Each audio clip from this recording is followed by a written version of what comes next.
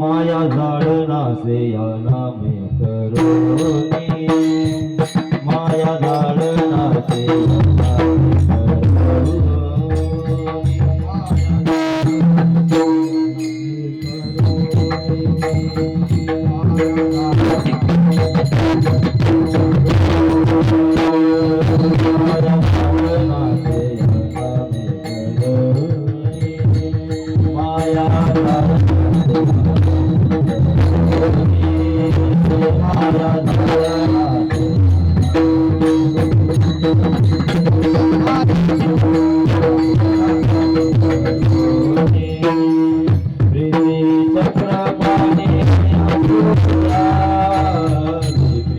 चक्रपाणी असु जावे प्रीती असु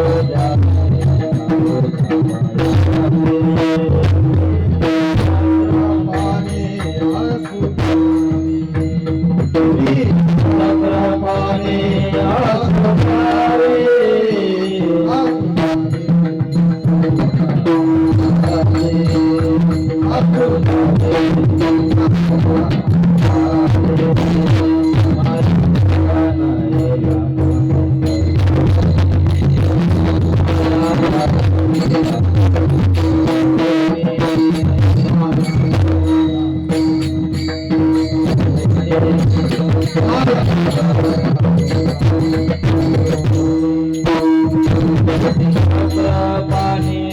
असु जावे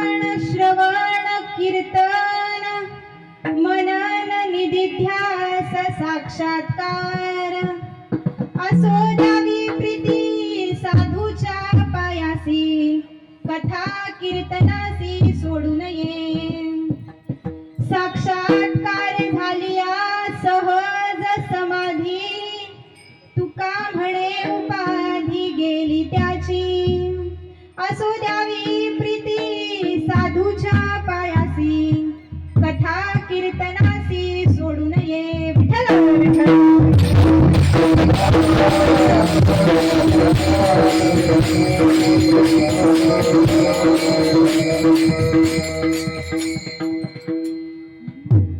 गणाधीश जोईश सर्व गुणांचा मुळारंभ आरंभ तो निर्गुणांचा नमो शारदा मूळ चत्वारी वाचा गमू पंथानंत या राघवाचा ब्रह्मानंदं परम सुखदं केवलं ज्ञानमूर्तिं द्वन्द्वातीतं गगनसदृशं तत्त्वमस्यादिलक्ष्यम् एकं नित्यं विमलमचलं सर्वधी साक्षिभूतं भावार्थितं त्रिगुणरहितं सद्गुरुत्वं नमामि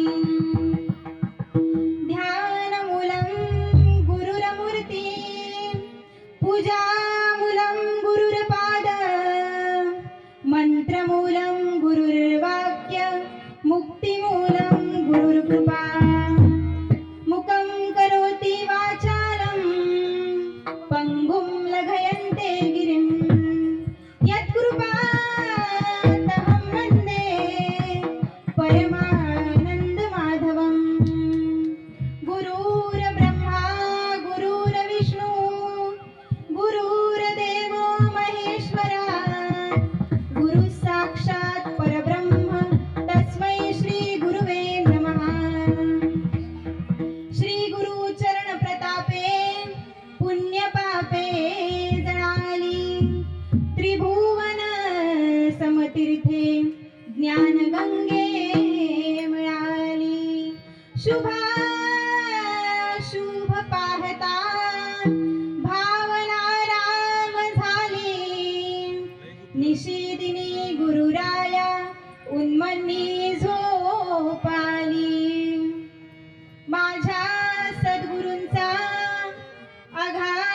महिमा वर्णू कैसा मी दीन वर्णाया श्रुती शेष जेथे थकले तेथे मती मंदमी पाहुनी निरपेक्ष प्रेमे इतुके लोटे सदा निरही ओवाळुनी तयावरी आमुच्या प्राणांची टाकू आम्ही जाही देवोनी बीजमंत्र मजला संसारिया तारिले मोक्षाची मज जाण वाट बरवी दावनिया सोडिली जन्माची सगळी मुळी खणोनिया दुरावली ती पहा ऐसा सद्गुरु राजनमी तसे आता सोलो महा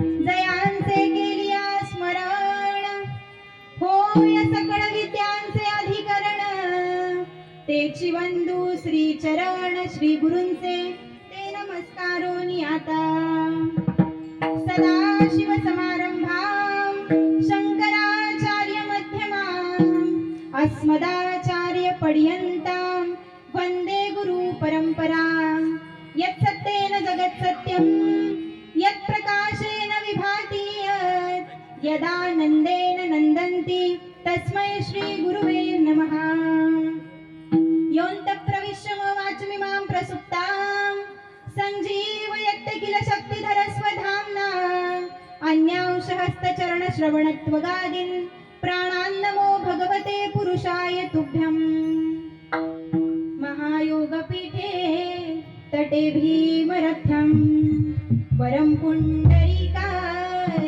दातुमिन्द्रे समागत्य तिष्ठन्तमानन्दकन्दं परब्रह्मलिङ्गं भजे पाण्डुरङ्गम् पंढरीच्या देवराया दंडवती पंढरीच्या देवराया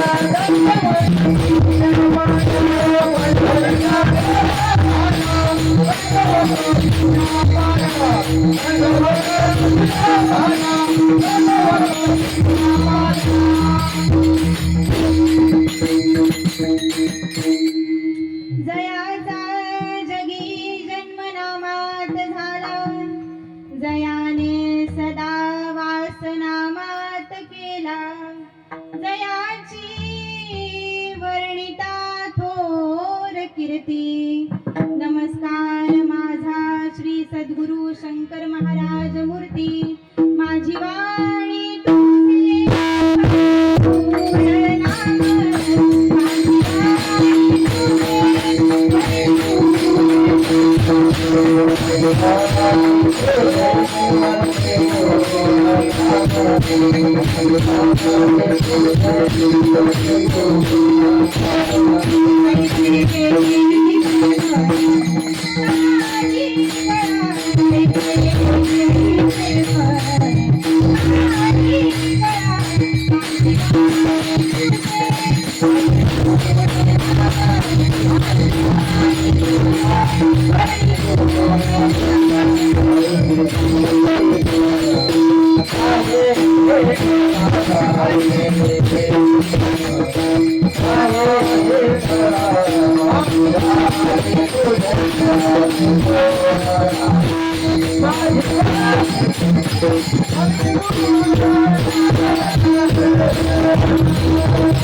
ओम नमो रसाळ माऊली तुझी एक कृपेची सावली वर्षावी मजवरी कीर्तन प्रसंगी विठ्ठल विठ्ठल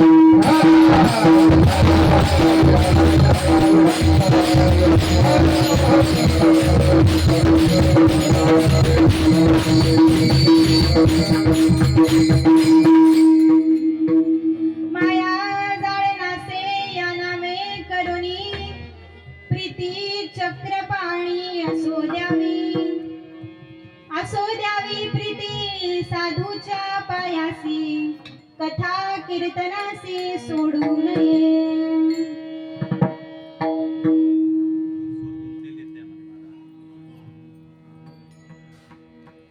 प्रस्तुत प्राप्त प्रसंगी हरिकीर्तन रूपी सेवेसाठी घेतलेला अभंग हा ज्यांच्याकडे अनुभवावर आधारलेलं अध्यात्म होतं, मांगल्याची साध घालणारी समाज सन्मुखता ज्यांच्याकडे होती, असे आपले जगदवंदनीय विश्वभूषण श्रीमंत संत वैराग्याचे मूर्तिमंत पुतळे जगद्गुरु तुकोबाराय यांचा 4 चरणांचा अतिशय उत्कृष्ट असा नित्य पाठातल्या 12 अभंगांपैकी एक असा नामाचं महत्व प्रतिपादित करणारा, नामाचं महत्व सांगणारा हा अभंग आहे. विठ्ठल विठ्ठल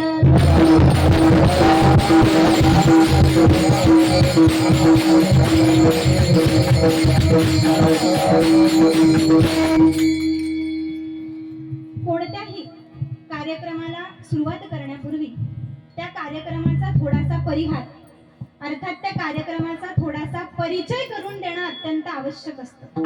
आणि या ठिकाणी या कार्यक्रमाचा जर परिहार द्यायचा झालाच तर संत ज्ञानोबा तुकोबा वारकरी शिक्षण संस्था यांच्या विद्यमाने तसेच या संस्थेचे संस्थापक अध्यक्ष गुरुवर्य हरिभक्त पारायण कैलास महाराज भोईर यांच्या माध्यमातून या आध्यात्मिक बाल सुसंस्कार शिबिराचं आयोजन करण्यात आलं होतं. आणि याच आध्यात्मिक बाल सुसंस्कार शिबिराच्या सांगतेनिमित्त ज्याला आपण पूर्णाहुती असं देखील म्हणतो, त्या पूर्णाहुती निमित्त या भव्य दिव्य अशा सप्ताहाचं आयोजन करण्यात आलेले अखंड अविरतपणे 14 वर्ष चालणारा हा सप्ताह आणि हे या सप्ताहाचं 15वं वर्ष. आणि त्याच निमित्ताने गुरुवर्य हरिभक्त पारायण कैलास महाराज भोईर यांच्या माध्यमातून यांच्या कृपा आशीर्वादाने पहिल्याच दिवसाची हरिकीर्तन रूपी सेवा करण्याची संधी मला प्राप्त झाली. आणि त्याच निमित्ताने तुम्हा सर्व ज्येष्ठ श्रेष्ठ हरिभक्त गुरुभक्त टाळकरी वारकरी माळकरी तसेच पारमार्थिक भाविक भक्तजन यांचं दर्शन घेण्याचा योग मला लाभला हे मी माझं परमभाग्य समजते. मंडळी, तसं जर आपण पाहायला गेलं तर तुम्ही मला लहानपणापासून सगळे बघताय का? कारण मी सुद्धा या शिबिराचीच एक विद्यार्थिनी आहे. या शिबिरातच गुरुवर्य हरिभक्त पारायण कैलास महाराज भोईर यांच्या मार्गदर्शनाखाली मी कीर्तन, प्रवचन, हरिपाठ, गीता पठण, पुराण अशा सगळ्या गोष्टी शिकले आणि त्याचा परिणाम आज तुम्ही प्रत्यक्ष पाहतच आहात. आपल्या महाराजांबद्दल जितकं बोलावं किंवा जितकं सांगावं तितकं कमीच आहे. मला तरी असं वाटतं आपल्या या संपूर्ण परिसरामध्ये नवे तर संपूर्ण कर्जत तालुक्यामध्ये सगळ्यात अगोदर सगळ्यात पहिले आध्यात्मिक बाल सुसंस्कार शिबिर सुरू करणारे जर कोणी असतील ना तर ते आपले हरिभक्त पारायण कैलास महाराज भोईर. कारण माझ्या तरी माहितीनुसार आपल्या संपूर्ण भागामध्ये आध्यात्मिक बाल सुसंस्कार शिबिर ही जी कॉन्सेप्ट आहे, ही जी संकल्पना आहे ती पूर्वी नव्हती. पण महाराजांनी 14 वर्षापूर्वी या भव्य दिव्य संस्थेची स्थापना केली आणि आपल्या आध्यात्मिक बाल सुसंस्कार शिबिराला प्रारंभ केला. आपल्या शिबिराबद्दल थोडंसं सांगायचं झालं तर या ठिकाणी येणाऱ्या प्रत्येक विद्यार्थ्याला प्रामाणिकपणे ज्ञानदान दिले जाते. आपले महाराज दरवर्षी आळंदीहून चांगल्या प्रशिक्षकांची नेमणूक करतात. ते येतात आणि ते गुरुवर्य आम्हाला सगळ्या पद्धतीचं नॉलेज देतात, सगळ्या पद्धतीचं ज्ञान शिकवतात. या वर्षी हरिभक्त पारायण निवृत्ती महाराज वाघमारे हे या ठिकाणी उपस्थित होते. त्यांनी आम्हाला सगळ्या पद्धतीचं ज्ञान दिलं. हरिपाठ, कीर्तन, भजन, प्रवचन कसं करावं हे सांगितलं. आणि मंडळी, या जगात दान देणारे भरपूर येतो, दान देणाऱ्यांची कमतरता नाही, पण संतांसारखं दान कोणीही देऊ शकत नाही. का नाही देऊ शकत? याला माझ्याकडे प्रूफ आहे. दाते असती अमित पाहता, अमित आहे, भरपूर आहे. दाना त्यांच्या नाही स्थिरता, पण त्या दानशूर व्यक्तिमत्वांचं जे दान आहे ना ते स्थिर नाहीये. पण संत जे दान देतात, सद्गुरु शाश्वत पदार्थ दाता, शाश्वत ज्ञान देतात, खरं दान देतात. म्हणून जडलो तश्चरणी. अशा पद्धतीचं ज्ञानदानाचं कार्य करण्यासाठी दरवर्षी या शिबिराचं ते आयोजन करतात. आपल्या महाराजांची प्रामाणिक तळमळ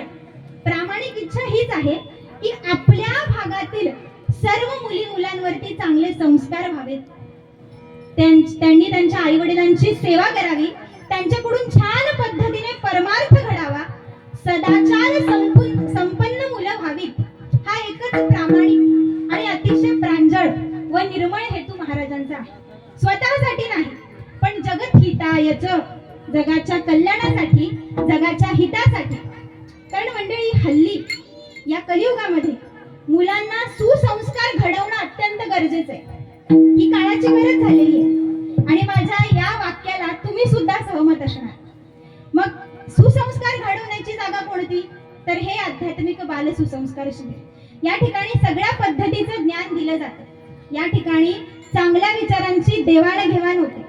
आपण म्हणतो ना, what you think you become, म्हणजे जशा पद्धतीचा आपण विचार करतो तशा पद्धतीचे आपण होतो. मग अशा पद्धतीच्या चांगल्या विचारांची इथे देवाणघेवाण होते.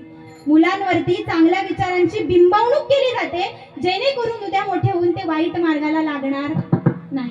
आता तुम्ही म्हणाल, मी हे सगळं सांगतेय, पण मी काय सांगतेय? कारण ह्या सगळ्या गोष्टींचा अनुभव मी घेतलेला आहे, कारण मी या शिबिराची विद्यार्थिनी आहे. म्हणून मी तुम्हा सगळ्यांना एकच विनंती करेन की तुम्ही सुद्धा तुमच्या मुली-मुलांना या शिबिरामध्ये पाठवा, म्हणजे उद्या ते सुद्धा महाराजांच्या मार्गदर्शनाखाली चांगले कीर्तनकार, चांगले प्रवचनकार होतील आणि यात महाराजांचं नाव मोठं होईल, यात तिळमात्र शंका नाही. पण त्याचबरोबर तुम्हा आई वडिलांचं नाव सुद्धा मोठं होईल, तुमच्या फॅमिलीचं नाव मोठं होईल. असो, या ठिकाणी तुम्हा सगळ्यांपेक्षा मी लहान आहे. या ठिकाणी अतिशय दिग्गज आणि श्रेष्ठ मंडळी उपस्थित आहेत.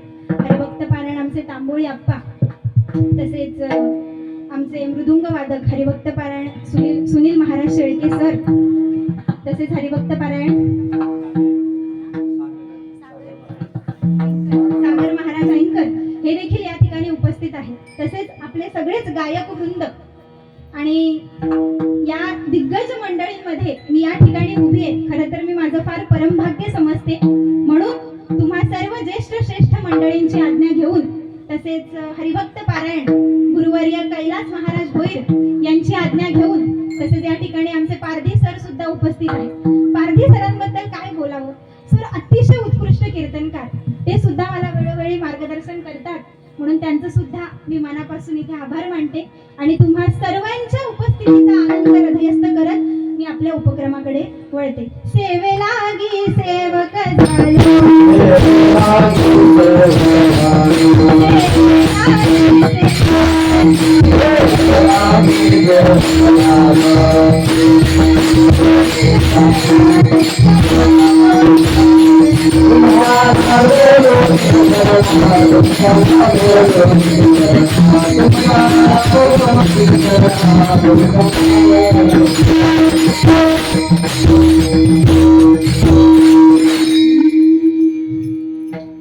मंडळी, ज्या अर्थी तुम्ही इथे आलाय, इथे म्हणजे कुठं?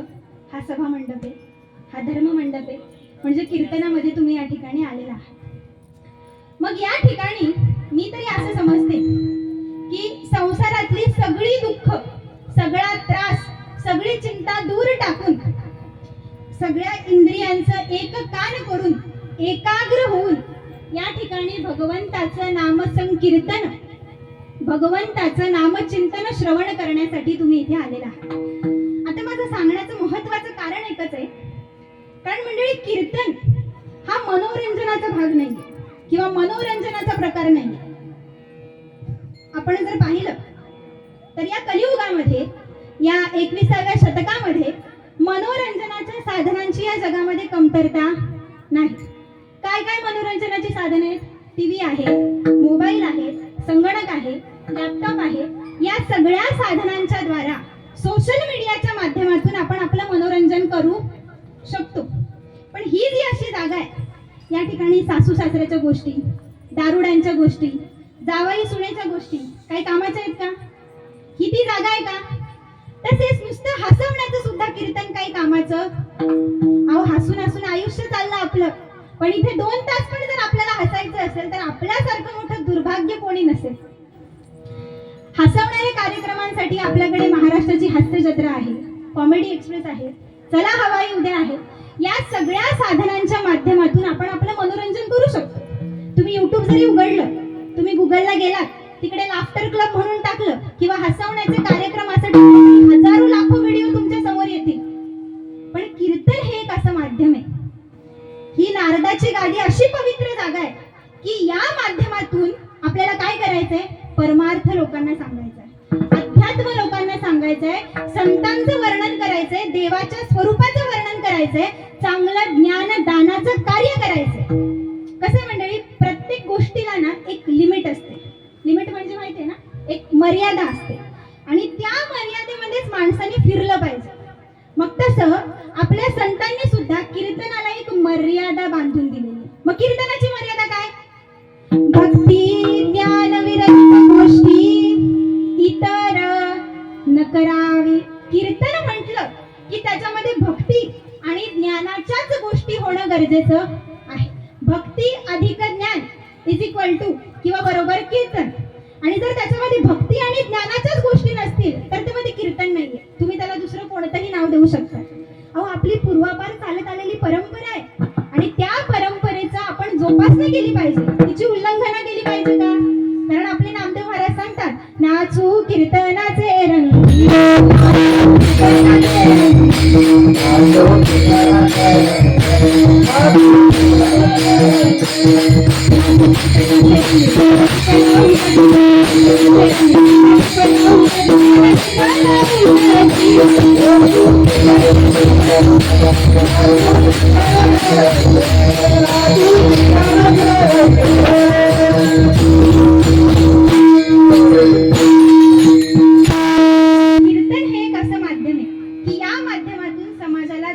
जागृती व्हायलाच पाहिजे. मंडळी, खरं सांगू, तुमच्या माझ्या जीवनातील रहस्य उलगडण्याचं खरं साधन म्हणजे हे कीर्तन आहे. आणि अशा कीर्तन सेवेमध्ये तुम्ही आलात म्हणून सगळ्यात आधी मी तुमचं मनापासून स्वागत करते. विठ्ठल विठ्ठल.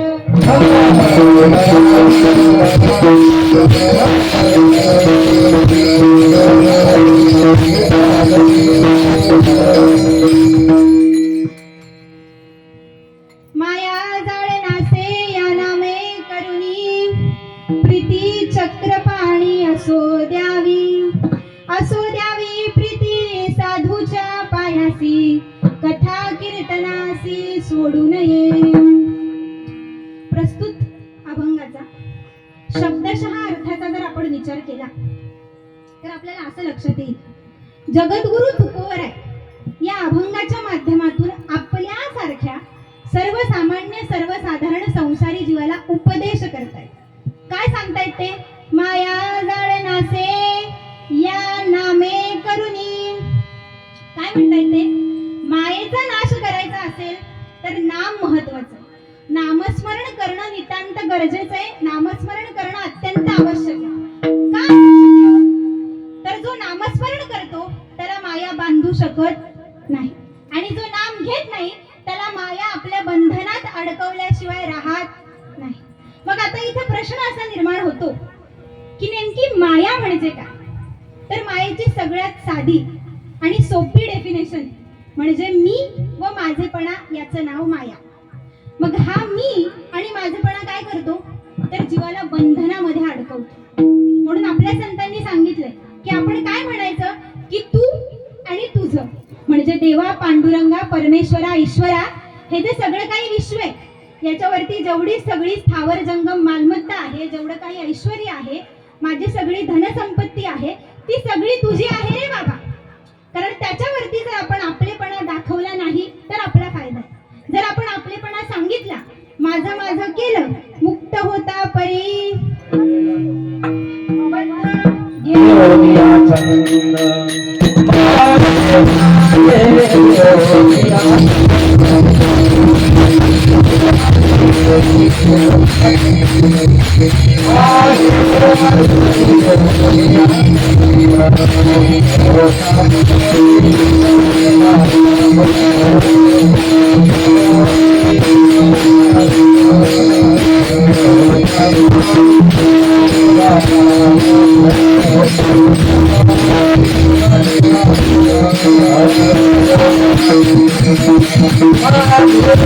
Thank you.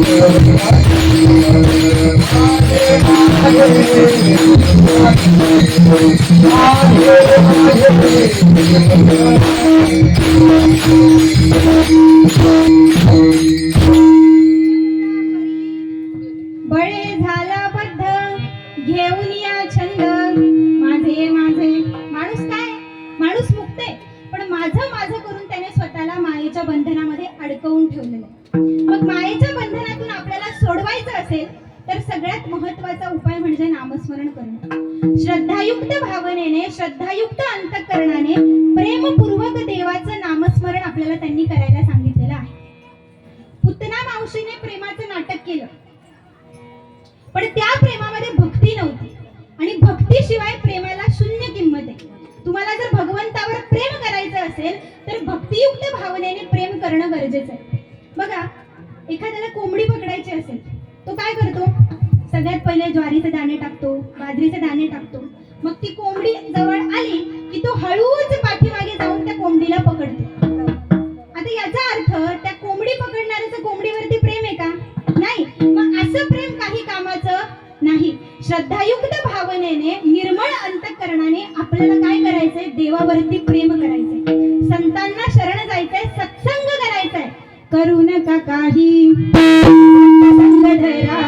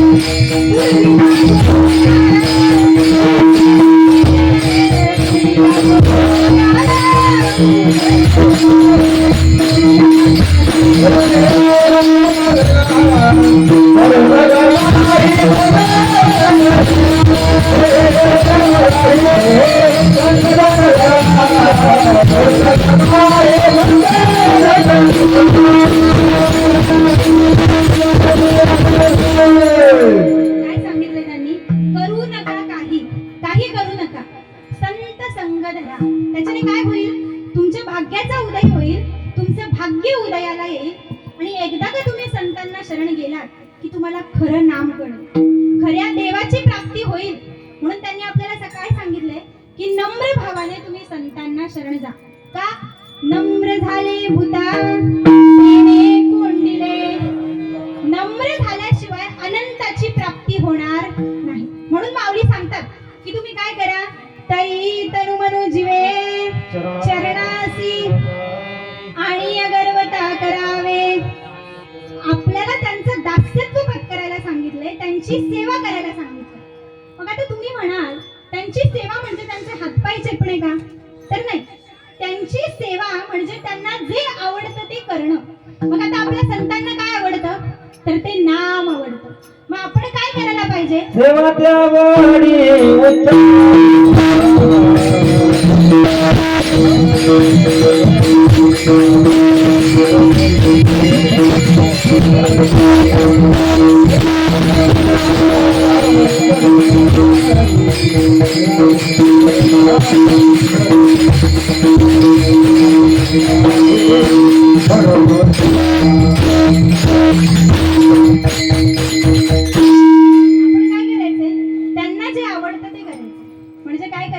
नामस्मरण करायचं. कारण नामस्मरण केल्याने काय होईल? आपल्याला जे पाहिजे ते आपल्याला देतील. न सांगता कळो येते तुम्हा अंतरीचे गुज. जर आपण नामस्मरण केलं ना, आपल्याला जे पाहिजे ते आपल्याला आणून देतात. जसं वडिलांनी सांगितल्याप्रमाणे मुलाने वागलं तर वडील काय करतात? मुलाला सांगतात की बाबा तू चांगला अभ्यास कर, चांगल्या पद्धतीने वाग, चांगलं आचरण ठेव. तुझा परीक्षेमध्ये जर 1 नंबर आला तर मी तुला काय देईल? मोटरसायकल घेऊन दे, म्हणजे तुला 2 व्हीलर घेऊन दे. मग तो मुलगा काय करतो? त्याच्याकडे 2 व्हीलरचं मोटिवेशन असतं, मग त्याला 2 व्हीलर मिळवायची असते. म्हणून तो काय करतो, भरपूर अभ्यास करतो, वडिलांनी सांगितल्याप्रमाणे वागतो, परीक्षेमध्ये पास होतो, चांगले टक्के पडतात, 1 नंबर येतो, मग त्याचे वडील त्याला 2 व्हीलर घेऊन देतात. मग आपण काय करायचंय, आपण सुद्धा जे देवाला आवडतं ते करायचंय.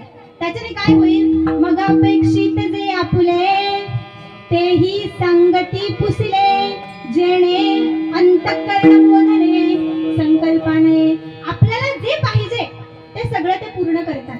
आपल्या सगळ्या आशा आकांक्षा इच्छा सगळं काही ते फळाला नेतात. पण त्यासाठी आपल्याला काय करायचंय, असो द्यावी प्रीती साधूच्या पायासी.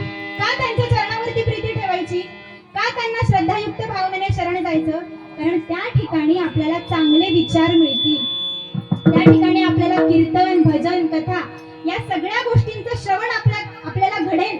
मग त्याच्याने काय होईल, आपल्याला सहज साक्षात्काराची प्राप्ती होईल. साक्षात्कार म्हणजे काय, आपल्याला देवाचा अनुभव येईल, आपल्याला देवाचं ते खरं नाव कळेल.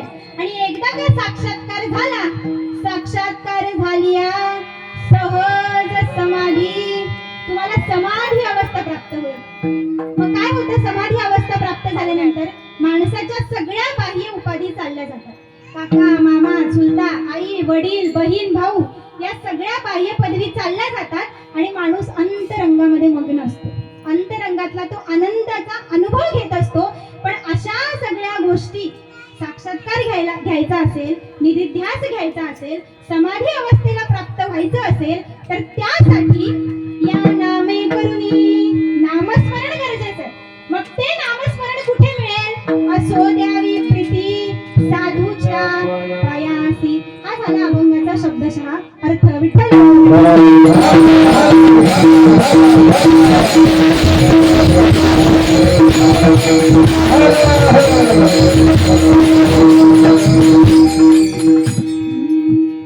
मंडळी, या अभंगाच्या पूर्वपीठिकेचा जर आपण विचार केला, थोडासा आवाज कमी करा. या अभंगाच्या पूर्वपीठिकेचा जर आपण विचार केला किंवा या अभंगाची पूर्वपीठिका जर आपण पाहिली, तर या अभंगाची पूर्वपीठिका असं सांगते की परमार्थ करणाऱ्या प्रत्येक व्यक्तीने, जो व्यक्ती परमार्थ करतोय त्याचा परमार्थामध्ये पदार्पण होतंय, असं परमार्थ करणाऱ्या प्रत्येक व्यक्तीने काय करायला पाहिजे, सगळ्यात पहिले आचार संहिता पाळणं गरजेचं आहे. आपण काय करतो, आपण नुसतं परमार्थ करतोय, परमार्थ करतो की काय करतो आपल्याला काही कळत नाही. आचार संहिता खूपच लांबची गोष्ट राहिली. तुकोबारायांचे 12 अभंग नित्यपाठ जर तुम्ही बघितले तर त्या अभंगामध्ये परमार्थाचं पहिलं साधन कोणतं आहे, पहिली आचार संहिता कोणती आहे हे तुकोबारायांनी सांगितलं. अरे तुम्ही परमार्थ करताय ना, मग परमार्थाच्या पहिल्या साधनाची ओळख तर करून घ्या, असे तुकोबाराय सांगतायत. मग परमार्थाचं पहिलं साधन कोणतं, भूतदया ठेवा मग कायवणे प्रथम साधन हेची असे. परमार्थाचं पहिलं साधन म्हणजे भूतदया ठेवा. भूतदया ठेवा म्हणजे काय, ही जी भूत असतात त्यांच्यावरती दया करायची का. भूतदया ठेवा म्हणजे प्राणी मात्रांवर प्रेम करा, प्राणी मात्रांवर दया करा. का करा, कारण सगळ्या चराचरामध्ये या संपूर्ण विश्वामध्ये देवाचं अस्तित्व आहे, देव नटलेला आहे. आपण म्हणतो ना, देव नटला नाना परी. काय म्हणतो आपण, देव नाना परीने नटलेला आहे. सगळीकडे देवाचं अस्तित्व आहे, भरोनी सगळीकडे तो भरलेला सुद्धा आहे. उरला सरासरी, उरला हा शब्द इथे फार महत्वाचा आहे. या शब्दाला एक तर डबल अंडरलाईन करा किंवा सर्कल करा. सगळीकडे देवाचं अस्तित्व असून सुद्धा, सगळीकडे देव व्यापून सुद्धा तो शेवटी एकटाच उरतो ना. रिताना हि ठाव ब्रह्माविण कोस स्थळ. कठोपनिषद जर तुम्ही उघडून बघितलं तर त्या कठोपनिषदामध्ये देवाची व्याख्या केलेली आहे. यतो वा इमानी भूतानी जायन्ते येन जातानी जीवन्ति यत् प्रयन्ते भेसं विंशति तत् विजिज्ञासस्व तत् ब्रह्मोति. असा तो देव आहे, सगळीकडे नटलेला आहे. चराचरामध्ये देवाचं अस्तित्व आहे. जळी स्थळी काष्ठी पाषाणी सगळीकडे तो देव भरून उरलेला आहे. हे जर तुम्ही मान्य केलं तर तुमचा अहंकार जाईल. आणि हे जर तुम्ही अमान्य केलं तर तुमचा अहंकार काही जाणार नाही. आणि मंडळी, एक गोष्ट लक्षात ठेवा, जोपर्यंत अहंकार जात नाही तोपर्यंत खऱ्या नामाची प्राप्ती होत नाही. जोपर्यंत अहंकार जात नाही तोपर्यंत खऱ्या देवाची प्राप्ती होणार नाही. जोपर्यंत अहंकार जात नाही तोपर्यंत खरा परमार्थ घडणार नाही. आणि जोपर्यंत अहंकार जात नाही तोपर्यंत सगळं अवघड. म्हणून त्या अहंकाराला पळवा. अहो, आपल्या भक्त प्रल्हादांनी हिरण्यकश्यपूला सांगितलं की खांब्यामध्ये देव आहे, तर खांब्यामधून प्रत्यक्ष भगवंत प्रकट झाले. एवढा विश्वास, एवढी श्रद्धा आपली देवावरती पाहिजे. अहंकार काही कामाचा नाहीये. अहंकार गेला की आपल्या मनामध्ये भाव उत्पन्न होतो, आपल्या मनामध्ये प्रेम निर्माण होतो. आणि प्रेम निर्माण झालं की भूतदयांवरती आपल्याला दया येते. आणि मग ती भूतदया आपल्या मनामध्ये ठासली, आपण सगळ्यांमध्ये देवाचं अस्तित्व आपल्याला दिसलं की काय होतं, मायेचा नाश होतो. विठ्ठल विठ्ठल.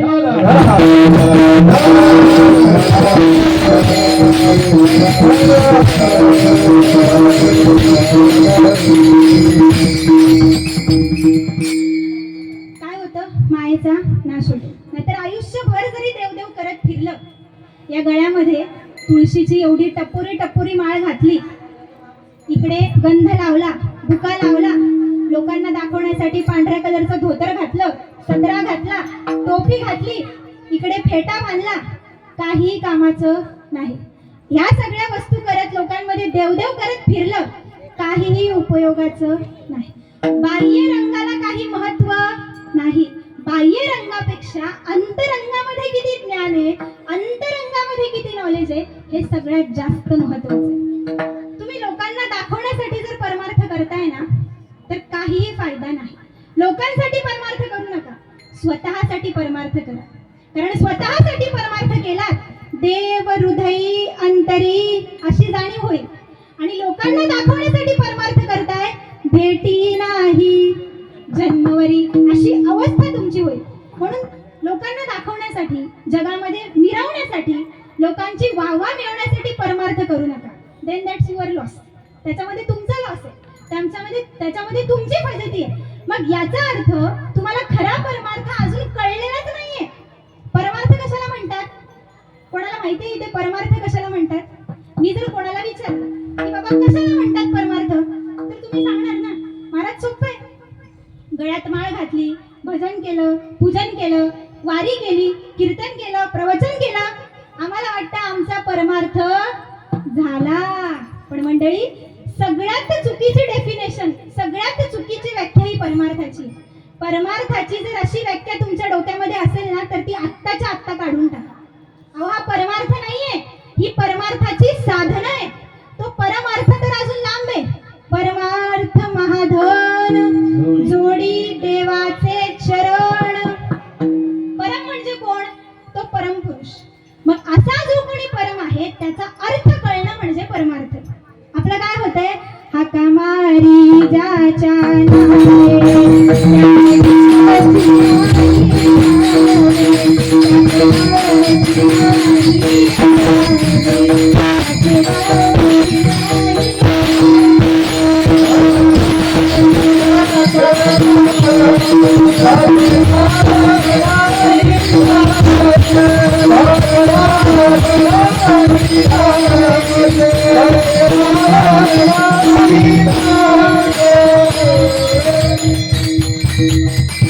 ज्या देवाचं आपण भजन करतोय, अहो ते देवाचं नामच आपल्याला माहिती नाहीये आणि आपल्याला वाटतं आम्ही परमार्थ करतोय. पण मंडळी, जो खरा परमार्थ करतो ना, त्याचं वैशिष्ट्य लगेच जाणवून येतं. काय असतं त्याचं वैशिष्ट्य? नावडे जन धन माता पिता. मग काय आवडतं त्यांना? विषय येतो त्यांना.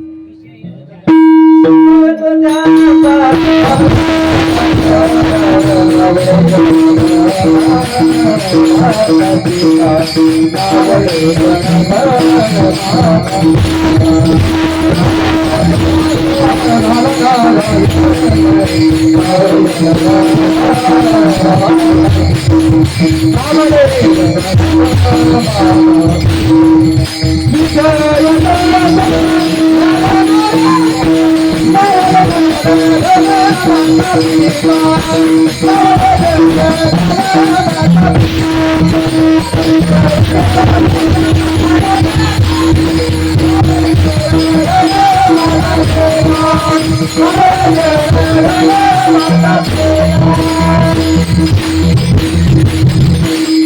त्याला ना जन ना धन ना माता ना पिता, मग त्याला काय आवडतं?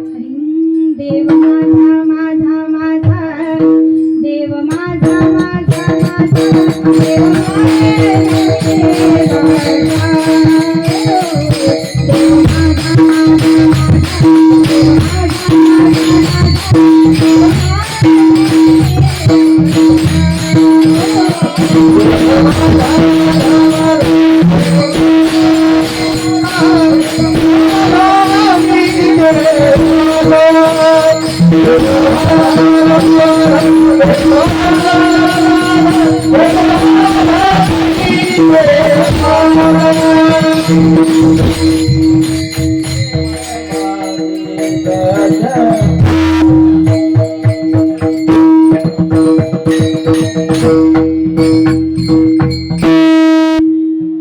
देव देव माझा देव माझा आणि मी देवाचा, अशी लक्षणं आपल्याला स्वतःमध्ये दिसली ना का मग समजायचं की आता आपली परमार्थाची खरी वाट चालू झाली. आणि मंडळी, अशी लक्षणं आपल्यामध्ये दिसली ना की त्या भगवंताची आणि आपली गाठभेट झाल्या वाचून कोणीही अडवू शकणार नाही. त्यावेळेला आपल्या भाग्याचा उदय होतो. मोक्षरेखे आला भाग्य विनटला साधूचा अंकिला, अशी त्याची वाटचाल सुरू होते. पण तो जो परमार्थ आहे ना मंडळी, तो मात्र चित्तात घुसला पाहिजे. अहो, परमार्थ म्हणजे टाळ वाजवणं नो परमार्थ, भजन म्हणणं नो परमार्थ. अहो आहे तरी काय, ठाईच बैसोनी करा एक चित्त आवडीने अनंत. काय करायचंय? एका ठिकाणी शांत बसायचंय आणि त्या भगवंताचं नामस्मरण करायचं. परमार्थ अगदी 24 तास टाळ फुटेपर्यंत करायचा नसतो. देवाच्या दरबारामध्ये जाऊन 24 तास उभं राहायचं नसतं. देवाच्या दरबारामध्ये किती उभं राहायचंय? आपल्या माऊलींनी हरिपाठात सांगितलंय, देवाची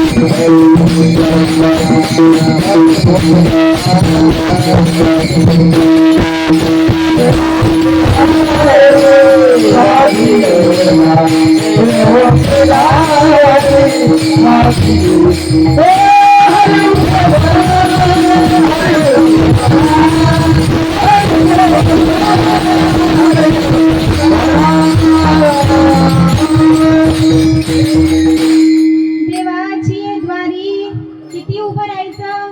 उभा क्षणभरी. पण ते क्षणभर सुद्धा कसं उभं राहायचं हे संत आपल्याला शिकवतात. नाहीतर आयुष्य निघून जाईल, आपण म्हातारे होऊन मरून जाऊ, तरी सुद्धा त्या देवाची, देवाच्या खऱ्या नामाची आणि आपली गाठभेट काही होणार नाही. वास्तविक जर आपण पाहिलं तर तो देव आपल्या जवळच आहे. कारण त्याचं भागवतकारांनी अतिशय सुंदर पद्धतीने वर्णन केलेलं आहे. आपण त्या देवाला इकडे तिकडे भटकतो ना शोधण्यासाठी, मग तो देव काय म्हणतो? मी सदा जवळीच असे, परी मज लागी जग झाले पिसे, पाहू जाती देश देशे ते देखोनी मी हसे. खदखदा. काय करतो आपण? देवाला शोधण्यासाठी इकडे तिकडे जातो. पण मंडळी, तो देव कुठे आहे? तो देव आपल्या जवळच आहे. आपली कशी गत होते?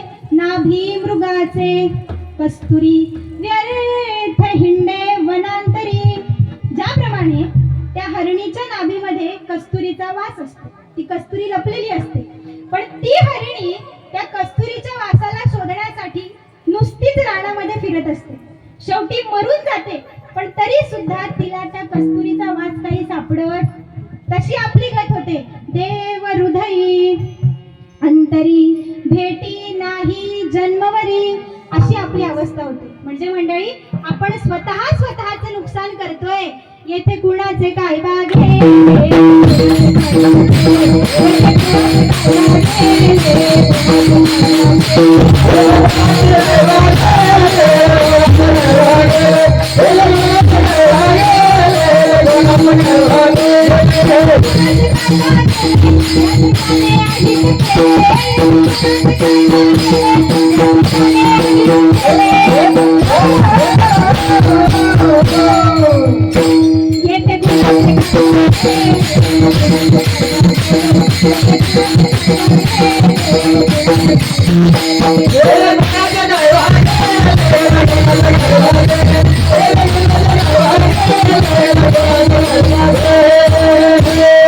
येथे जर आयुष्यभर जरी भटकलो तरी त्या देवाची आणि आपली भेट काही होणार नाही. म्हणून संत सांगतात की बाबांनो नामस्मरण करा. मग नामस्मरण कोणाचं करायचं? त्या देवाचं करायचं. ऑब्विसली देवाचं करायचं. का देवाचं करायचं? कारण देवाच्या नामस्मरणाने आपल्याला सुख, शांती, समाधान प्राप्त होतं. स्मरण देवाचे करावे, अखंड नाम जपत जावे, नामस्मरणे पावावे समाधान. त्यावेळेला आपल्याला खऱ्या सुखाची, खऱ्या शांतीची, खऱ्या समाधानाची प्राप्ती होईल. कारण आपण जर बघितलं ना, अगदी अनादी काळापासून, भरपूर वर्षांपासून हा जो माणूस आहे ना, तो सुख, शांती, समाधान प्राप्त करून घेण्यासाठी इकडे तिकडे भटकतोय.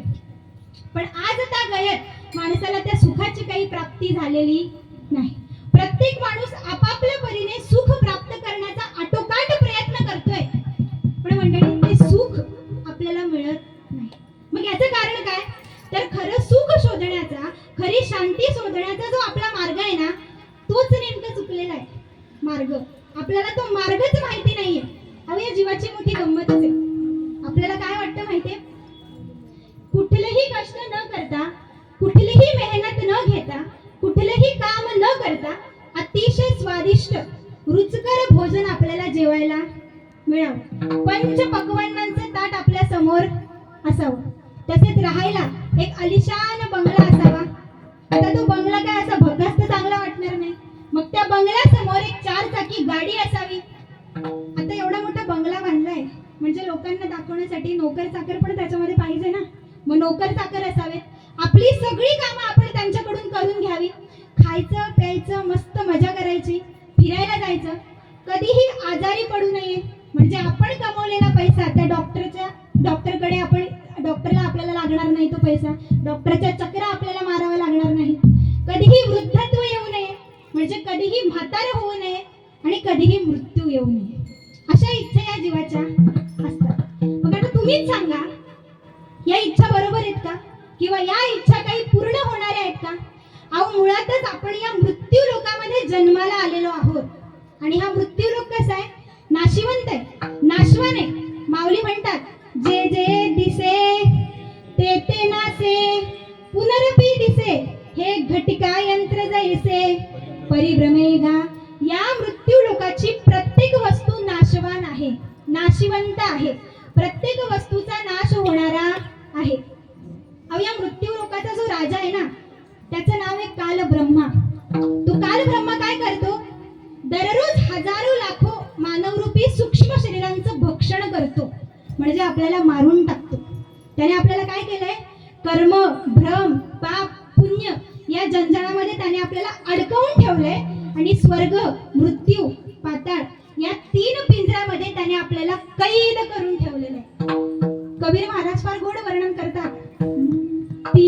तीन लोक पिंजरा भया, पाप पुण्य दो जाल, सभी जीव भोजन भये, एक खाने वाला काल. अहो, त्या काल ब्रह्माची इच्छाच नाहीये की ह्या जीवाला सुखाची प्राप्ती व्हावी, शांतीची प्राप्ती व्हावी, खऱ्या नामाची प्राप्ती व्हावी. कारण एकदा काही ह्या जीवाला नामाची प्राप्ती झाली की तो नामस्मरण करून स्वतःचा उद्धार करेल ना. म्हणून त्या कालब्रह्माने काय केलंय? आपल्याला त्या 3 पिंजऱ्यामध्ये कैद करून ठेवले आणि त्रिगुणी मायेने भ्रमिष्ट करून ठेवले. हे जे मृत्यूलोक आहे ना, या मृत्यूलोकामध्ये जे खरं सुख आहे ते औषधाला सुद्धा सापडत नाही. वास्तविक जर आपण बघितलं तर औषध काय करतं? तात्पुरत्या स्वरूपाचं का होईना पण आपलं दुखणं थांबवतं. पण त्या औषधाने आपलं दुःख थांबले नाही किंवा आपलं दुखणं थांबलं नाही तर आपण त्या औषधाला कोसतो. त्या औषधाचं प्रिस्क्रिप्शन ज्याने लिहून दिलं असेल त्या डॉक्टराला आपण जाऊन बोलतो. म्हणजे हा मृत्यूलोक एवढा विचित्र आहे. राग, भ्रम, पाप, पुण्य, नफा, तोटा, मान, अपमान यांच्याशिवाय या मृत्यूलोकामध्ये तुम्हाला दुसरं काहीही सापडणार. अहो इथे एक जीव दुसऱ्याचा जीव घेतो, दुसऱ्याच्या शांततेचा भंग करतो, चोरी चपाटी करतो, लुटमार करतो. म्हणजे आपली सुखी राहण्याची इच्छा जरी असेल ना तरी आपल्या सराउंडिंगचे लोक, आपल्या आजूबाजूचे लोक आपल्याला सुखी राहू देत नाही. अहो आपली इच्छा नसताना सुद्धा चोर येतो आणि आपल्या घरातून चोरी करून घेऊन जातो. कोणाची इच्छा असते का? कोणी स्वप्न तरी बघतं का की चोर यावा आणि आपण कमवलेलं धन, संपत्ती, मालमत्ता सगळं काही चोरी करून घेऊन जावा? पण तरी सुद्धा तो येतो आणि सगळं लूट करून घेऊन जातो. जीवनामध्ये दुर्घटना येतात. हे जे निरोगी शरीर तुम्हाला दिसतंय ना, ज्या शरीराच्या बळावरती तुम्ही मृदुंग वाजवताय, ज्या शरीराच्या बळावरती तुम्ही बोलताय, ज्या शरीराच्या बळावरती तुम्ही गायन करताय, हे जे शरीर आहे या शरीरामध्ये सुद्धा अचानक कुठला तरी आजार उत्पन्न होतो. कोणाला लो बीपीचा त्रास, कोणाला हाय ब्लड प्रेशरचा त्रास, कोणाची किडनीच फेल होते, कोणाला हाय शुगर, कोणाला ब्रेन ट्यूमर होतो, कोणाला टीबी उद्भवतो, कोणाला मध्येच कॅन्सरची टेस्ट पॉझिटिव्ह येते. म्हणजे या मृत्यू लोकामध्ये एकही वस्तू सुरक्षित नाही. राजाचं राज्य, धनवानाचं धन, अब्रूदाराची अब्रू, ताकदवानाची ताकद. अहो एवढंच काय, आपलं हे जे शरीर आहे ना ते सुद्धा अचानक आपल्याकडून काढून घेतलं जातं. मृत्यू सांगून येणार आहे का? तो मला किंवा तुम्हाला सांगणार आहे का की प्रणाली या दिवशी, या तारखेला, या वेळेला तू रेडी राहा, मी तुला घ्यायला येणार आहे, असं तो मृत्यू सांगून येतो का? अचानक मृत्यूचा घाला येतो आणि आपलं शरीर घेऊन जातो.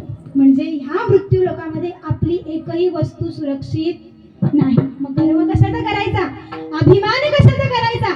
आणि जोपर्यंत हा अभिमान जात नाही ना मंडळी, तोपर्यंत आपल्या मायेचा नाश होत नाही, तोपर्यंत आपल्याला खऱ्या सुखाची, खऱ्या शांतीची, समाधानाची प्राप्ती होत नाही.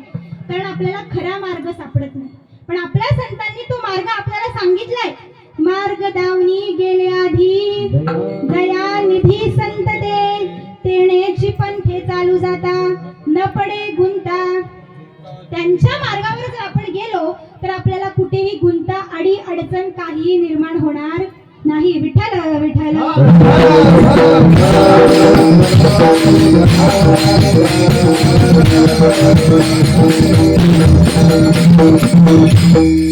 आपण काय करतो, त्यांच्या मार्गावरती मार्गक्रमण करत नाही आणि नुसतंच देवाला आवाज देतो. पण देवाचं खरं नाव आपल्याला माहीतच नाहीये. मग तो देव ओ ओ असा ओरडून आपल्या जवळ येणार आहे का? मग संतांनी आपल्यासारख्या साधारण जीवाचा विचार केला.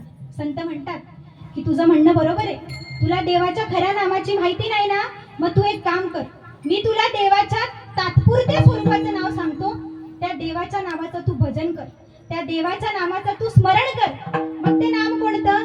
रामकृष्ण नामे ये दोन्ही साजरी, हृदय मंदिरी स्मराकारी. मग ह्या नामाचं स्मरण करून जीवा तू काय कर, आपुली आपण करा सोडवण संसार बंधन. पण मंडळी हे नाम कसं आहे? तात्पुरत्या स्वरूपाचं नाम. जसं अंगणवाडीतल्या, बालवाडीतल्या मुलाला खाऊचं वाटप केला जातो ना, तो खाऊचं वाटप का केला जातो? की बाबा त्या मुलाला शाळेत जाण्याची आवड लागावी, शाळेत जाण्याची ओढ त्याच्या मनामध्ये निर्माण व्हावी, म्हणून त्याला त्या खाऊचं वाटप केलं जातं. मग अगदी त्याचप्रमाणे परमार्थाची आवड निर्माण होण्यासाठी ही नावं आहेत. ही तात्पुरत्या स्वरूपाची नावं आहेत, ही व्यवहारातली नावं आहेत. आणि हे मी माझा पदार्थ सांगत नाही. कबीर महाराज स्वतः सांगतात, राम नाम सब कोई कहे, ठग ठाकुर और चोर, पर जिस नाम से प्रहलाद विभीषण डर गए वो नाम कुछ और. अहो राम नाम तर सगळेच म्हणतात हो, चोर सुद्धा म्हणतो. चोराला सुद्धा भीती असते की बाबा देवा माझी चोरी आज सक्सेसफुल होऊ दे, मी पकडला जाऊ नको, म्हणून तो काय करतो, देवाला विनंती करतो, देवा प्लीज. म्हणजे चोर सुद्धा देवाचं नाम घेतो. पण अरे ज्या नामाने प्रल्हाद, विभीषण, हनुमंतराय किंवा सगळ्याच संत मंडळींचा उद्धार झाला ना मंडळी, ते नाम काहीतरी वेगळे. आणि त्या नामाची प्राप्ती आपल्याला करून घ्यायची, कारण त्याच्याने काय होणार आहे? मायेचा नाश होणार आहे. तुकाराम महाराज सुद्धा सांगतात, राम राम सकळही म्हणती, कोणी न जाणती आत्माराम.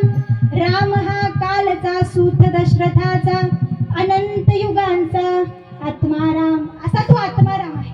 असं त्या नामाच्या माध्यमातून आपल्याला त्या देवाची प्राप्ती होणार आहे, आपल्या सगळ्या मायेचा नाश होणार आहे आणि सुख, शांती, समाधान आपल्याला मिळणार आहे. आणि मग देवाची आपल्याला ओढ लागेल. अभंगाचं पहिलं चरण. माया जाळ नाशेया माया जाळ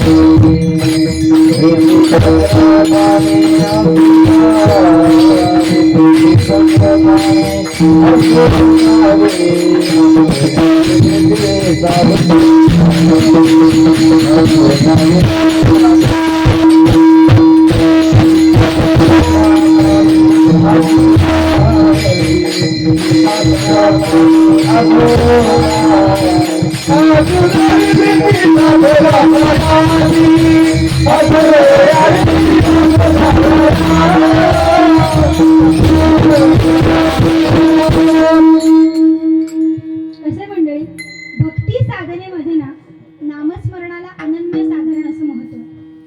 आणि म्हणून ते नामस्मरण प्रत्येकाने करणं गरजेचं आहे.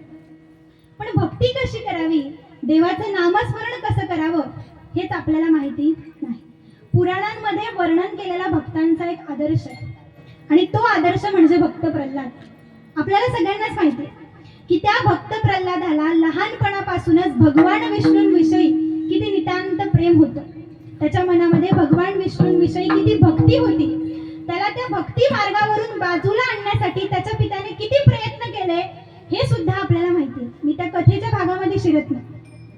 पण त्या भक्त प्रल्हादाने काय केलं, शेवटपर्यंत तो भगवंताचं नामस्मरण करत राहिला, भगवंताची भक्ती करत राहिला.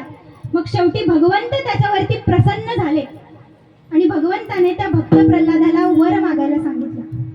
मग त्यावेळेला तो भक्त प्रल्हाद म्हणतोय, याचं प्रपन्न गीतेमध्ये फार सुंदर वर्णन केलेलं आहे. तो भक्त प्रल्हाद देवाला म्हणतोय, या प्रीतीर विवेकानां विषयेष्वपायिनी त्वामनुस्मरतः सामे हृदयान्मापसर्पतु. काय म्हणतो तो भक्त प्रल्हाद, देवा, ही जी अविवेकी लोक आहेत, या अविवेकी लोकांची विषयांप्रती जशी दृढ भक्ती असते. आता अविवेकी लोक म्हणजे काय, तर ज्या लोकांचा आणि परमार्थाचा दूर दूर पर्यंत संबंध येत नाही, ज्यांना स्वतःच्या बंगल्यावरती, स्वतःच्या बायकोवरती, स्वतःच्या पैशावरती अगदी नितांत प्रेम असतं, अशा लोकांची जशी त्या बाहेरच्या उपकरणांवरती प्रीती असते ना, अगदी तशीच प्रीती, तशाच पद्धतीचं प्रेम, तशीच भक्ती तुझं नामस्मरण करत असताना देवा माझ्या हृदयामध्ये सुद्धा राहो. ती भक्ती, ते प्रेम कधीही निघून न जाओ. पुढे तो म्हणतो, नाथ योनी सहस्रेषु येषु येषु वज्रामि अहं तेषु तेषु रचला भक्तिः अच्युतास्तु स्वदा त्वयि. काय म्हणतो तो, देवा मला हजारो लाखो वेळा जन्माला यावं लागलं ना तरी चालेल, पण माझ्या ठाई तुझी भक्ती आहे, माझ्या ठाई तुझं जे नामस्मरण आहे ते सदा सर्वदा अखंड तसंच राहो, त्याच्यामध्ये कुठल्याच पद्धतीचा खंड पडू देऊ नकोस. आता तो भक्त प्रल्हाद, त्याच्यावरती किती संकट आली तरी तो भगवंताचं नामस्मरण करत राहिला. भगवंत त्याच्यावरती प्रसन्न झाले. अहो, आपण तर त्याच्या 1% सुद्धा देवाची भक्ती करत नाही, पण तरी आपल्या देवाकडे किती मागणं असतं. आपली एक लिस्टच तयार असते. आपण तीर्थक्षेत्राला देव दर्शनासाठी नाही जात, आपण तीर्थक्षेत्राला आपली मागणीची लिस्ट घेऊन जातो. देवाला सांगतो, देवा हे पूर्ण कर, ते पूर्ण कर, हे पूर्ण कर. अरे पण जशा पद्धतीची मागणी तुम्ही देवाकडे करताय तशा पद्धतीची तुम्ही भक्ती तर केली पाहिजे ना आधी, तेव्हा तर तुम्ही मागितलेलं तुम्हाला मिळेल. मी एके ठिकाणी वाचलं होतं, एका थोर मानसशास्त्रज्ञाने म्हटलंय की लोकांना ना देव ईश्वर वगैरे नको असतो. ते फक्त देवाचा उपयोग करून घेऊ इच्छितात. ते देवाची प्रार्थना त्याच्यासाठी करतात की देवाने त्यांच्या सगळ्या कामनांची सगळ्या इच्छांची पूर्तता करावी. आणि मग देवाने त्यांच्या इच्छांना प्रतिसाद दिला नाही ना तर त्यांच्यातलेच काही जण नास्तिक बनतात आणि आपल्याला सांगतात की बाबा बघ, देव ईश्वर वगैरे असं काहीही नसतं, आणि जर तो असेलही ना तरी तो एकतर आंधळा तरी आहे नाही तर बहिरा तरी आहे. कारण आपल्या प्रार्थनांना आपल्या इच्छांना त्याच्याकडून काही रिस्पॉन्स भेटत नाही. आता मंडळी, एवढी बालिश बुद्धी ठेवून जर तुम्ही असा विचार करत असाल तर मात्र सगळं अवघड आहे. अहो, आपल्याला असा देव हवा असतो की तो सदा सर्वदा आपण मागितलेल्या गोष्टींचा वर्षाव आपल्यावरती करेल. जसं काही ते देवाला वरदान देण्याशिवाय दुसरं कामच नाहीये. अहो, 1.4 बिलियन पॉप्युलेशन आपल्या भारताचं. मी जगाची गोष्टच करत नाहीये, भारताची गोष्ट करते. मग त्याच्यामध्ये आपला नंबर यायला वेळ लागेलच ना. तूप खाता लगेच रूप येतं का? किंवा पी हळद हो गोरी असं होतं का? ती एक लॉंग लास्टिंग प्रोसेस असते. मग त्या प्रोसेसमध्ये देवाची भक्ती करणं, देवाचं नामस्मरण करणं कोणाचं कर्तव्य आहे? ते आपलं कर्तव्य आहे. कारण हे नाम कसं आहे? नाम साराचे ही सार, शरणांगत यम किंकर, उत्तमा उत्तम वाचे बोला पुरुषोत्तम, असं हे नाम आहे. साराचं सुद्धा सार आहे. अहो, हे जे नाम आहे ना, या नामाला यम सुद्धा घाबरतो. तो यम त्याच्या दूताला सांगतोय, यम धर्म सांगे दूता, तुम्हा नाही तेथे सत्ता, जेथे होय हरिकथा सदा घोष नामाचा, नका जाऊ तया गावा, नामधारकाच्या शिवा, सुदर्शन यावा गरटी, फिरतसे अवती भवती. काय सांगतो यम त्याच्या दूताला? बाबा दूता, आपल्याला त्या ठिकाणी एंट्री नाही. ज्या ठिकाणी सदा सर्वदा नामाचा घोष होत असतो, सदा सर्वदा नामस्मरण घडत असतं, त्या नामधारकाच्या घरामध्ये आपल्याला एंट्री नाही. कारण भगवान विष्णूचं सुदर्शन चक्र जे असतं ते त्याच्या अवतीभोवती फिरत असतं आणि येणाऱ्या प्रत्येक संकटापासून त्याची रक्षा करत असतं, त्याचा बचाव करत असतं. मंडळी, असं हे नाम आहे. आणि हेच नाम भगवान शंकर सुद्धा अखंड जपत असतात. अहो, याच नामाने वाल्हाकुळाचा सुद्धा उद्धार झाला. वाल्याचे वाल्मिकी ऋषी झाले आणि रामायणासारखा पवित्र असा ग्रंथ निर्माण झाला. म्हणजे मंडळी, हे नाम कसं आहे? अमृताहुनी गोड नाम तुझे देवा. अमृतापेक्षा सुद्धा गोड आहे. मग असं हे अमृतासारखं गोड असणारं नाम आपल्या मुखातून जरी आले ना तरी पापाचे डोंगर, पापाचे पर्वतच्या पर्वत नाहीसे होतात. जबही नाम हृदय धरिचो, भदो पाप का नाश, जैसे चिनगी आग की पडी पुराणी घास. जसं गवताच्या गंजीवरती आगीच्या काडीची ठिणगी जरी पडली तरी सर्व गंजी बघता बघता काय होते? राख होऊन जाते. तशी नामाच्या कमाईने ही सर्व कुकर्म काय होतात? सर्व कुकर्म नाश पावतात. एवढं हे नाम श्रेष्ठ आहे. म्हणून आपण काय करायचंय? संतांना शरण जाऊन त्या नामाची प्राप्ती करून घ्यायची आणि सदा सर्वदा त्या नामाचा जयघोष करायचा आहे. अखंड अभंगाचं दुसरं चरण.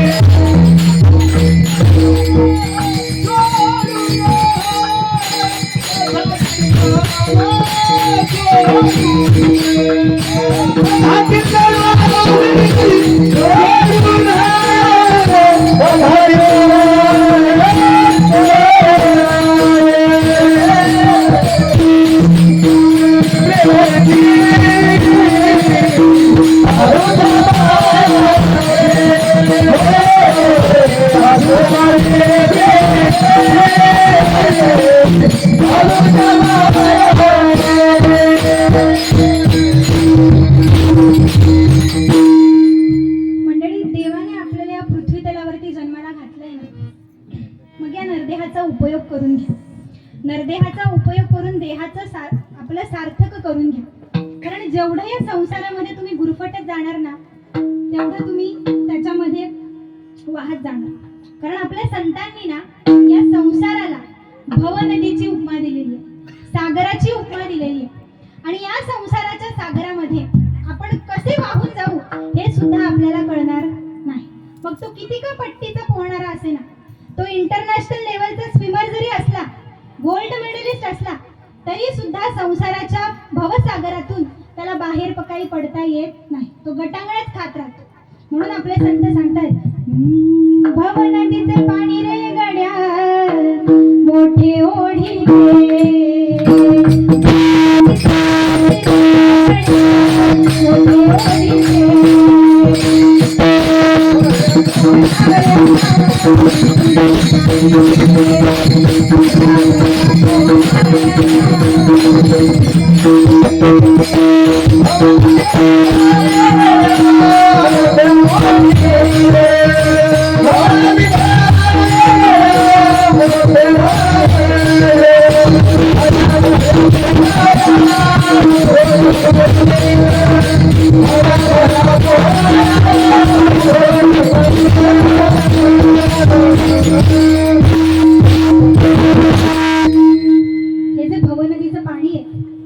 त्याच्यामध्ये तुम्ही कसं वाहत जाणार हे आपल्याला कळणार नाही. म्हणून संत सांगतात की बाबा तू काय कर, तू माघारी फिर, मी सांगतोय तसं कर. कारण पुढे मायेचा फार मोठा लोंढा आहे आणि त्या मायेच्या लोंढ्यामध्ये तू एवढा विचित्र पद्धतीने वाहून जाशील की तुला परत काही माघारी फिरता येणार नाही.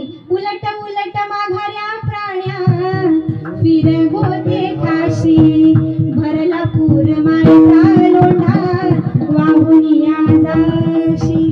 म्हणून आपले संत सांगतात, हे जरी नाही कळालं तरी दुसरं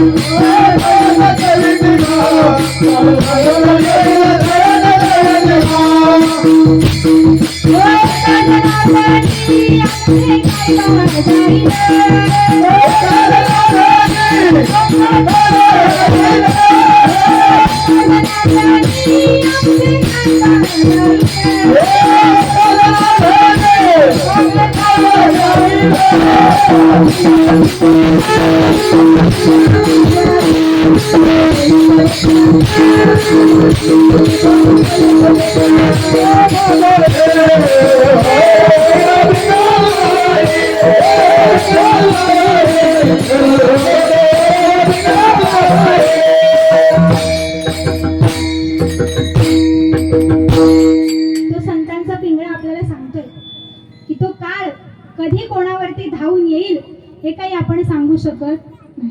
म्हणजे मंडळी, आपण आपल्या जीवनाचे मालक नाही आहोत. ज्या वेळेला यमाचं बोलावणं येईल त्या वेळेला आपल्याला हा जीवनाचा सगळा डाव अर्धवट टाकून जावंच लागतं.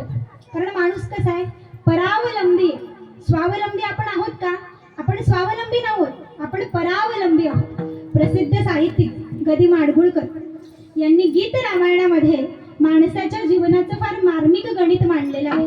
ते म्हणतात, दैव जात दुःखे भरता दोषना कुणाचा, पराधीन आहे पुत्र मानवाचा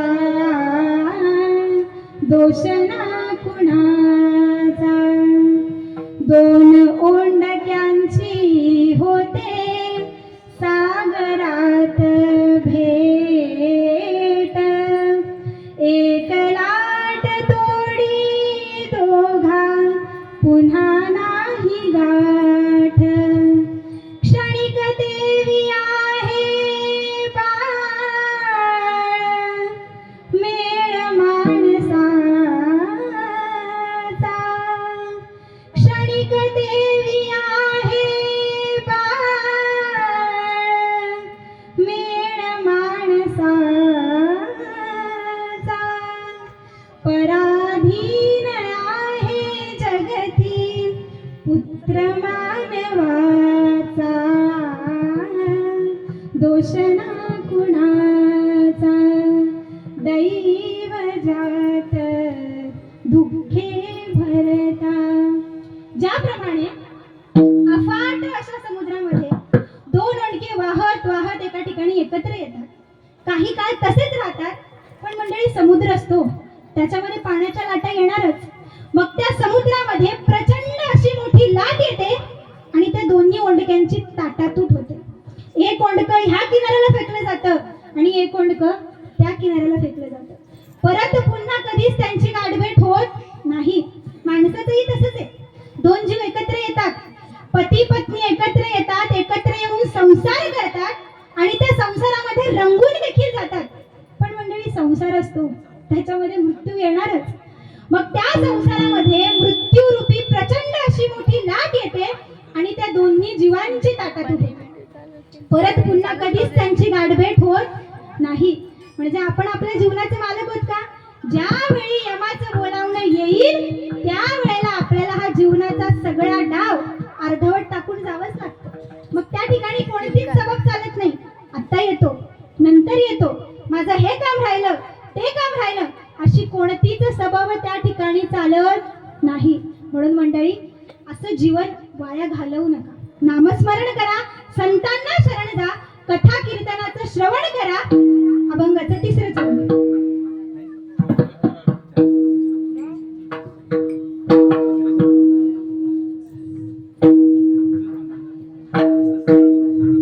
सोडू नये पुराण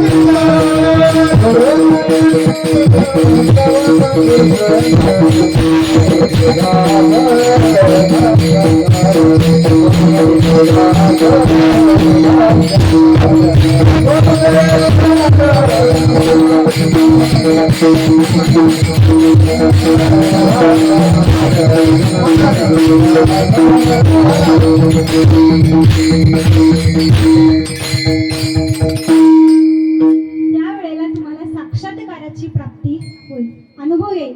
म्हणून आपण सुद्धा त्या देवाचं नामस्मरण करूया. विठोबा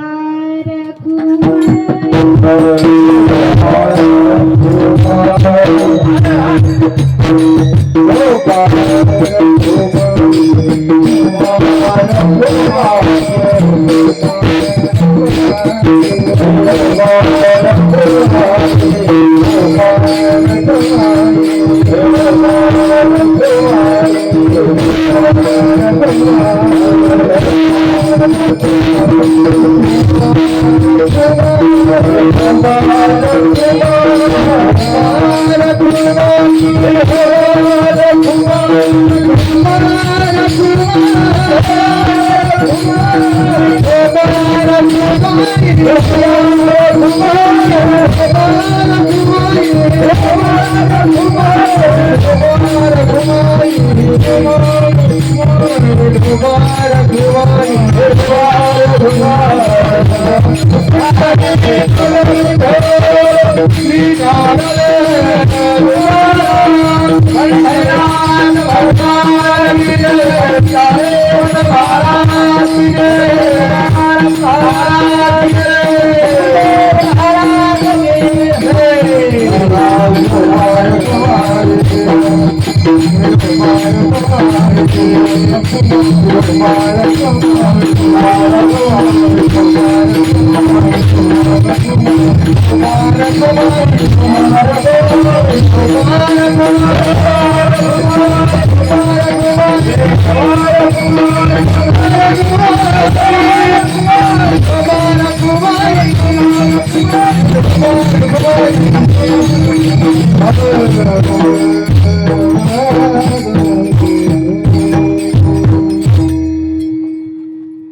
मंडळी, या नरदेहाचा काही भरवसा देता येत नाही. केव्हा काय होईल हे काही आपण सांगू शकत नाही.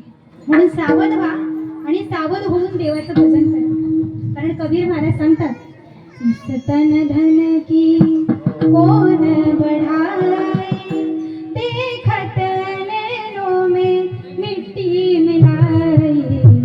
इस तन धन की हड्डी जले जैसे लकड़ी की मोली, बाल जले जैसे घास की कोली. इस तन धन की अपने खातिर महल बनाया, आप ही जागर जंगल सोया. इस तन धन की कहत कबीरा, सुन मोरी दुनिया, आप मरे पीछे डूब गई दुनिया. इस तन म्हणून काय करा, क्षणोक्षणी हाची करावा विचार, करावया पार भवसिंधू. परत जर तुम्ही ठरवलं किंवा परत जर आपण विचार केला तर अशा प्रकारचा मनुष्य देह तुम्हाला परत मिळेल ही आशा सोडून द्या. शेवटची पायरी घेता मनुष्य जन्म, चुकलिया वर्म फेरा पडे. जर आपलं वर्म चुकलं तर आपल्याला परत या 84 लक्ष योनीच्या रहाट गाडग्यामध्ये जन्माला घ्यावं लागेल.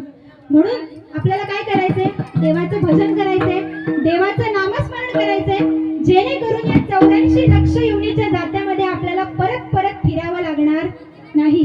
जनाबाई फार सुंदर वर्णन करते, सुंदर माझे जाते ग फिरते बोलते गे, सुंदर माझे जाते ग. आता इथे एक गोष्ट लक्षात घ्या, जात म्हणजे जात नव्हे बरं का. तर आता माझ्याकडे लक्ष द्या. सुंदर माझे जाते ग, फिरते हे जात फिरते बहुतेके. 84 लक्ष योनीमध्ये फिरतय म्हणून ओव्या गाऊ तू ये रे बा विठ्ठला. म्हणून जनाबाई म्हणते, देवा हे जे माझं जात आहे ना, या जाताला बाहेर काढ बाबा, दमला आता आहे. आता मंडळी, ते दळण दळत असताना एवढा मार्मिक अभंग, एवढ्या मार्मिक ओव्या ती आपली जनाबाईच करू झाली. कारण देव सुद्धा म्हणतो ना की जो माझं होय अनन्य शरण, त्याचे निवारिणी जन्म मरण. जो मला अनन्य भावाने शरण येतो, माझं नामस्मरण करतो, सदा नाम घोष करू हरी कथा, तेने सदा चित्ता समाधान. जो माझं भजन करतो, जो मला अनन्य भावाने शरण जातो, त्याची मी जन्म मृत्यूच्या फेऱ्यातून काय करतो, सुटका करतो. अब्रह्मभुवनात लोकहा पुनरावर्तिनः अर्जुन, मामुपेत्य तू कौंतेय, पुनर्जन्म न विद्यते. म्हणून या रहाड गाडग्यामधून पुनरपि जननम पुनरपि मरणम पुनरपि जननी जठरी शयनम. म्हणून या रहाड गाडग्यामधून आपल्याला सुद्धा आपली सुटका करायची असेल तर काय करा, त्या देवाच्या नामाचं स्मरण करा, साक्षात्काराची प्राप्ती करून घ्या. कारण एकदा का साक्षात्कार प्राप्त झाला की तुमची सहज समाधी अवस्था लागून जाईल. अभंगाचं शेवटचं चरण. साक्षात्कार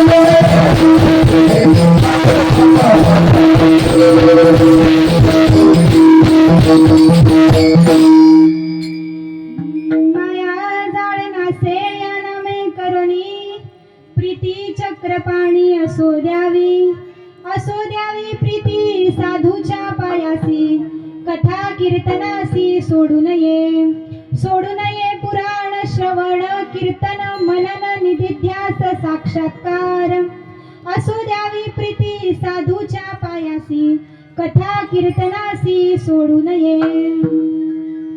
या ठिकाणी माझ्या अल्पमतीप्रमाणे अभंगाच्या चारही चरणांवर बोलण्याचा मी थोडासा प्रयत्न केला.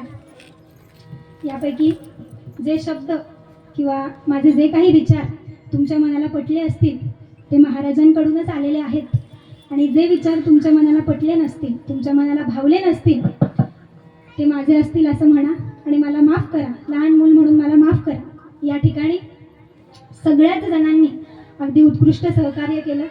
आमचे हरिभक्त पारायण सुनील सर शेळके, तसेच हरिभक्त पारायण सागर ऐनकर यांनी अतिशय उत्कृष्ट पखवाज वादनाची साथ दिली. तसेच हरिभक्त पारायण निवृत्ती महाराज वाघमारे हे तर आमचे शिक्षकच होते, त्यांनी सुद्धा अतिशय उत्तम पद्धतीने मला सांभाळून घेतलं. हरिभक्त पारायण आमचे रुपेश महाराज हिलाल ते सुद्धा या ठिकाणी उपस्थित आहेत. हरिभक्त पारायण मते बाबा यांनी सुद्धा गायनाची अतिशय उत्कृष्ट पद्धतीने साथ दिली. तसेच आमचे चोपदार बाबा, वेणेकरी बाबा, आपले माईक सिस्टम वाले दादा, मंडप डेकोरेटर्स वाले दादा आणि सगळ्यात महत्त्वाचे म्हणजे तुम्ही श्रोतृवर्ग, तुम्ही या ठिकाणी आहात म्हणून मी या ठिकाणी उभी आहे. जर तुम्हीच नसता तर माझ्या वाणीला काही किंमत नसती. म्हणून तुमचे सुद्धा आभार. आणि या कार्यक्रमाला ज्यांचं सौजन्य लाभलंय ते आमचे हरिभक्त पारायण दशरथ शेठ भगत, उपतालुका प्रमुख चिंचवली, त्यांचे सुद्धा या ठिकाणी आभार व्यक्त करते.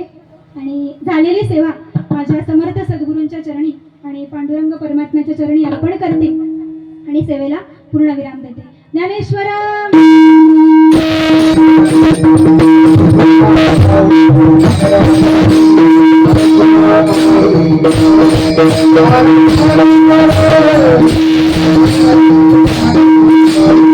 Thank you.